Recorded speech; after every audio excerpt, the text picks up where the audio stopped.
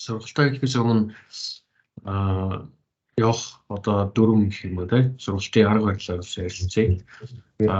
PowerBI-г ингээд ярихын тулд одоо жишээ нь PowerPoint ч юм уу зүгээр нэг энгийн зураг мэдээлэл явуулах хань зохимжгүй байдаг. Яг шууд програм дээр ажиллаад явах нь бол зохимжтой байдаг. За тийм учраас эхний өдрийн хичээлийг бол танилцуулах зорилгоор PowerPoint дээр гол агуулга мэдээллүүдийг бэлдээд ингээ оруулсан байж байгаа. Тэгээ хоёр дахь өдрөөс эхлээд шууд програм дээр ярилцсан. За тэгээ сургалтын явцад нэг 2 минут орчим тасалбар авна. За тэгээд асуулт хариулт бол шууд ямар ч үед чөлөөтэй ямар шийдвэр шууд ярилцаад явж болно. Тэгээд PowerBI-ийн хувьд бол үндсэн ажлын 3 орчин байдаг. За тэр нь бол үндсэн desktop орчин, тэгээд энэ query орчин, нөгөөх нь web орчин байгаа. Ажлын 3 орчин бол за энэ 3 хэсгээр бол ярилцсан. За мөн дээрэс нь бид нар явахдаа сургалтаа орохдоо манай бэлдсэн нэг тийм дата байгаа. Энэ бол яг нийт дээр энэ явж лээдэг энгийн дата. За тэгээд энэ бүгдлийн сан дээрээ нэг бол Excel дээр байгаа боловч өөр SQL, Oracle, MySQL гэдэг өөр програм дээр байдагтай зарчмын бол адилхан. Зөвхөн Excel дээр байж байгаа нь бол илүү хурдтай бас нөгөө сургалтын зорилгоор тайлбарлахад амархан байдаг. За тэгээд яг баазтай холбоо бэлэн бааз энэ төр байх юм бол хандж байгаа холбоод өгөх, хамт ярилцаад хийгээд өгөх энэ төр юм байна. Арай 2-3 дугаар хичээлээс эхлэе заавал энэ дээр биш би дагаад яг өөрийнхөө дата дээр ингээд ажиллаад явах боломжтой. Тэрэн дээр нь ялгаахгүй хамт тухайн тайлбарыг хөгжүүлэх замаар сургалтаа ороод явж болдог. За тэгээд танаа дата бүх төрлийн хөгжөлтөй байж болно. Гэхдээ бүцлэгдсэн дата байх ёстой. Тэр нь бол санхүү, борлуулалт, хүний нөөц юу ч гэсэн болно. Үйлдвэрлэл гэдэг. За эхлэе та. Тэгээд за PowerBI-д бол за эндээс шууд эхэлчихье тийм. PowerBI бол хамгийн энгийн одоо эцсийн хэрэглэгчид зориулсан яг Excel, Word, PowerPoint-тэй ижилхэн зориулттай програм. Гэхдээ одоо бол яг шинэ тутам хүмүүст аягүй зөв програм юм шиг санагдаж байгаа. Явцын дундаа нөгөө Excel шиг бас нийтлэг болоод ирэх болов гэж харж байгаа. Өмнөх үед бол мэдээж нөгөө IT аналист одоо яг мэргэжлийн төвчний хүмүүс бол их ашигладаг байсан бол одоо ерөөсөө бүх хүмүүст ашиглах боломжийг нь олгосон байж байгаа. Анигураад байна л та. За энэ дээр болохоор яг PowerBI-ийн хувьд ямар даваа тал байна гэхээр ерөөсөө ганцхан цаг хугацааны хэмнэлтийг л хийж байгаа. Мэдээж яг дотор нь задлал олон даваа тал байгаа. Гэхдээ маш энгийнээр бол цаг хугацааг хэмнэж байгаа. Цаг хугацааг хэмнэн гэдэг маань мэдээллийг одоо шийдвэр гаргах процесс гэсэн шийдвэр гаргах боломжийг л хурдан болгоод байгаа гэсэн үг шүү дээ. За энэ шийдвэр гаргах хүртэл одоо ямар процессыг гэдэг вэ гэхээр мэдээлэлд цуглуулдаг. Дараа нь цуглуулснаа боловсруулснаа босод хүмүүст хүргэх гэдэг ийм процесс байгаа. Байгууллагын хувьд бол маш олон хэрэглэгчтэй жишээ нь C төвчний CEO, CFO, CEO гэдэг маш олон одоо захирлуудтай байж болно. Эсвэл олон компани захирлууд байж болно. Тэр доонд ингээд мэдээллийн босруулаад байж байгаа бас эдийн санхүүж эдийн засгч гэх мэтлэн хүмүүс гоцоо байгаа. Тэгэхээр одоо санхүүжтэн удирдлагуудаа мэдээлэл хангахдаа дандаа Excel-ээр холцоо явж байна. Гэхдээ энийг бол BI-аар автоматжуулж болж байгаа юм. Уламжлалт одоо хуучнаар бол Excel-ээр хийхээр зөвхөн захирлуудаа л мэдээлэлээр хангаад өнгөрдөг. Дунд түвшний хүмүүс нь бол нөгөө мэдээллийг нь боловсруулсаар гад өнгөрдөг. Инхээр нөгөө захирал нь мэдээлэлтэй нөгөө дундаасаа доошоо хүмүүсээ ингээд энэ чинь ингэсэн байна, тэгсэн байна гэдэг загнах төлөвтэй байдаг. BI-ийн онцлог нь бол нэг мэдээллийг нэг зэрэг хэдэн ч хүнлэд дамжуулах бас боломжийг бүрдүүлж байгаа. Мөн хэдэн янзаар тухайн тайланг харах, динамик хөлбөрөөр харах боломжийг нь бүрдүүлж байгаа гэсэн.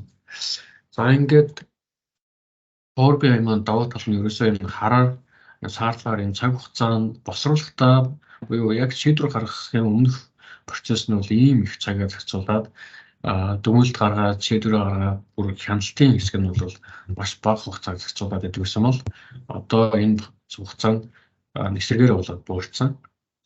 За тэгээд энийг задлах юм бол энэ дээр харагдаж байна mechanical автомат гэдэг яг ийм өөр төлөөлөлт юм. За тэгэх юм бол чинь байгууллага дээр бол хэд хэдэн ERP байж байна. Одоо санхүүгийн хүний нөөцийн борлуулалтын ингээд чиглэлтэй энийг бол ERP гэж ерөнхийдөө байгууллагууд янз янзаар нэрлэж байгаа. За тэгээд эндээсээ нөгөө өгдлийн санган ингээд бүрдчихдэг тодорхой хэмжээнд. Тэрийг ингээд захирал болон менежер эсвэл бүр фронт дээр ажиллаж байгаа жолооч ч юм уу тийм эсвэл борлуулагч ч юм уу тэдгээр хүмүүсийг мэдээлэлээр хангая гэхээр мэдээлэл өгөх боломжтой хүн нь байгууллагын системд байхгүй нэгдүгürt. За байлаа гэхэд зөвхөн одоо захирал нөгөө төрний хийсэн удирдлагуудаа л мэдээлэл хангацдаг. За ингээд нөгөө байгууллагын доголдол гэх гарам жишээ нь авлагын нарчилт авлага хэтрэл дүүснэ. За бараа материалын нарчилт өндөр болно. Бараа материалын хэд ихсэн хэд багасна. За ингээд мөнгөний менежмент ер нь бүх төрлийн нөөцийн удирдлага дээр доголдол үүсч эхэлдэг. За би бол яг санхүү талдаа сураад мэрэгчсэн учраас санхүү талаас нь бас жоохон илүү яриад байгаа шүү. Гэхдээ яг бизнес удирдлагаас ялгаахгүй санхүү ер нь орж байгаа шүү дээ. За тэгээд санхүүлтэй. Тэгээд байгууллага дээр ингээд бүх төрлийн нөөц за мэдээж хамгийн гол нөөц нь мөнгө хөрөнгө бараа материал авлага гэсэн ерөнхий гурван нөөцийн удирдлага явж байгаа шүү дээ. За тэгэхээр энэ гурван нөөцийн удирдлага дараа нь цаашлаад туслахаар бол нэг хөрөнгөний удирдлага тэргээ явчихж байгаа шүү дээ. Тэгэхээр энэ бүх удирдлагыг ингээд хийхэд мэдээллийн хоцрогдол эсвэл мэдээллийн зөрүү үүсэж явчихж байгаа. За энэ зөрүүг бол BI-аар бүрэн хийх боломж байгаа. Excel-ээр бол түрүүний ярьснаар хүргэж угаасаа хүрэхгүй хүлцэхгүй хөргийг гэх юм бол хүний нөөцийн зардал нөөцөө явуулдаг эсвэл одоо хэд данхаар болоо явуулдаг. Мөн дээрэс нь хүний нөөцийн ур чадвар их дутдаг. За Монголд бол тийм бэлэн одоо нэг байгууллага дээр очиод шууд санхүүгийн тайлангийн зэгцлээд одоо тэгтэл модох бүртгэл бол өөр шүү дээ. Бүртгэл бол нэг стандартын дагуу ингэж хий явцдаг. Удирдлагын нөөцийн удирдлага санхүү менежмент гэдэг бол яг тухайн байгууллагын нөхцөл байдал тааруулаад ингэ хийдэг зүйл болохоор яг бэлэн одоо ур чадвар сайтай хүмүүс нь бол тайлан удирдлагыг яг ингэ болдгоо. За ингэ Монголд бол ямар ч юм нэлээд хойно байгаад. За энэ BI-ийн хувьд бол яаж юм гэхээр Монголын хамгийн олон хэрэглэгчтэй нь бол Diamond 5.0 байна. За араас нь одоо ERP орох болох шиг байна. За Smart гэдэг байна. За Tech байна. Эдгээр компаниудын сервертэй шууд холбогдоод эцсийн хэрэглэгчтэй шууд нэгсэн анхаашны гүйлгэнээсээ эцсийн хэрэглэгчтэй нэгэн зэрэг хүрэх боломжийг бүрдүүлж байгаа юм. За яг мэдээж хийхэд бол асар их цаг хугацаа зарцуулах боловч энэ бүх одоо процессуудыг хийснээр нэгэн зэрэг мэдээлэл авна. Яг PowerBI дээр яг хэрэгжүүлэх процесс тайлангаа хийх нэг хэрэг хэрэгжүүлээд ашигладаг болох бас нэг хэрэг байдаг. За тэрийг нь сургалтаар нэг ярихгүй учраас цоо хэлэхэд бол нөгөө шинэ юм сурч байгаа хүмүүсээ маш их дадлаажуулж маш их сургалт дотооддоо явуулах шаардлага байдаг. Мөн KPI үнэлгээний асуудал байдаг учраас яг тэрэн дээр жоохон фейл болох тал байдаг зарим нэг компаниуд бол. За одоо яг үндсэн програмын хэсэг рүү орж байна. За програм дээр би энэ хамгийн чухал хэсгүүдээ ингээд онцлоод за энэ чухал шүү гэдэг ингээд явна. Тэгэхгүй бол яг агуулгын хувьд бол маш их одоо үйл маш их юм байгаа.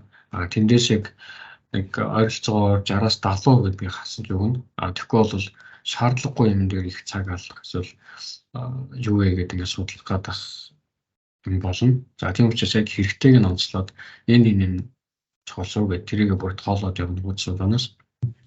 За энэ хуудасны хувьд бол яаж юм гэхээр PowerBI-ийн яг за энэ Microsoft-ийн 5-нд гарсан нэр бол нэг сонирм биш.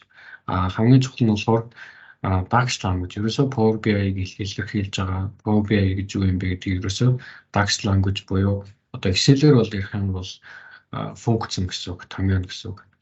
Энэ DAX-ийн томьёо нь бол Excel-ээс бас ер нь ялгаатай. Тэр нь юугаар ялгаатай вэ гэхээр тухайн агшинт л ажилладаг. За энд ингээд Excel-ийн жишээ нь бодтол та жишээ нь sum гэж нэг бооцоо хийчихье. За тэгвэл дараагийн хуудсанд нь энд бас sum гэж чинь нэг бооцоо хийчих. За энийг өөрийг нь тайлан гэж үзье л да. Тэгтэл энэ хуудсан дээр энэ тайланг ачаалж яхад энэ дээр ямар нэг өөрчлөлт гарч одоо чинь тоон баг болоод чинь ингээл өөрчлөгдөд Excel-ийн хувьд бол энд ч гэсэн ялгаахгүй чеклээд ажиллаж яадаг. Тэгэхээр нөгөө энэ файлаас энэ Excel-ийн онцлогоос нь хамаарат ачаал айгүй өндөр авна. Файл томруулж чадахгүй. Харин BI-ийн хувьд бол тухайн одоо жишээ нь энд нэг хуудас байх юм бол энэ дээр ямар нэг өөрчлөлт хийхэд 2 3 дугаар хуудсанд бусад хуудсанд ямар ч реакшн байхгүй, нөлөө байхгүй гэсэн. Тэгэхээр даваа тал нь болохоор илүү их хэмжээний мэдээлэл боловсруулах чадамж тухайн одоо томьёогоор тухайн багс ашиглаж байгаа нөхцөлд бол бүрдэж байгаа гэсэн үг. За aim language гэж байгаа. Aim language нь болохоор яг SQL-ийн query бичдэгтэй зарчмын хувьд адилхан. Гэхдээ ялгаатай зүйл нь бол бичиглэлийн хувьд бол өөр. За энд ингээд байж байна. Яг хаана юу нэг нарийн гэхээсээ илүү энэ хэсэг жишээ нь PowerBI-аас өөр яг ийм бичгэлтэй газар бол байхгүй. Шал өөр байдаг. Гэхдээ энэ query дээр бол их хэмжээний одоо мэдээллийг их хэмжээний цагийн зарцуулж ингээд за ингэж бичнэ гэж хэлэхгүй. Харин яаж бичих үү, яаж амархан бичих үү гэдэг талаас нь дааж өгнө. Тэгээд энэ энэ рекорд хийгээд одоо Excel дээр бол макро рекорд хийгээд явчих болдог учраас тэр рекорд хийх чадамжийг ашиглаад query-г ингээд хялбархан бичих байдлаар нь зааж өгнө. За тэгэхээр энэ query-нээс бол нэг айгаадах хэрэг байхгүй. Ер нь бол аль болох баг зам гэхдээ заашгүй орох хэрэгтэй юмнуудын бүгдийг орхоос өөр юм байхгүй. За тэгээд PowerBI ерөөсөө л энэ хоёр гол хил гэж ярьж байгаа.